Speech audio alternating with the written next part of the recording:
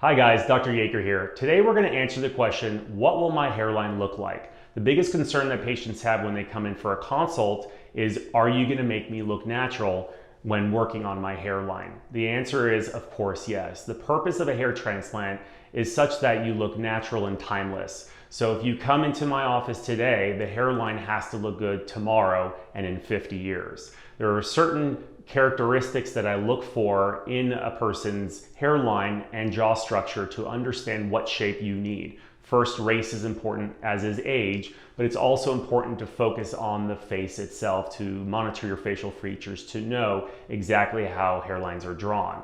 I always like to draw a hairline, of course, with the patient and make them make adjustments, but it is very important not to make a hairline too aggressive, because as you age, there's no way of going back.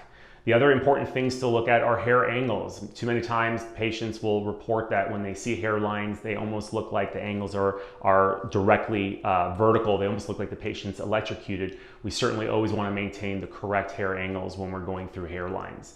The important thing also is people expect perfection, and you cannot make a hairline perfect. And I think that's where a lot of hairlines suffer, is that they look too straight, too perfect. You never want to have that perfect straight line, because no hairlines are like that. They always need to be a little bit in and out of each other, almost like a sawtooth pattern, because that's actually a natural growth of a hairline. For more information on hair transplants or to see some of my hairlines, please log on to yakermd.com and check out some other videos pertaining to hair transplant surgery. Thank you.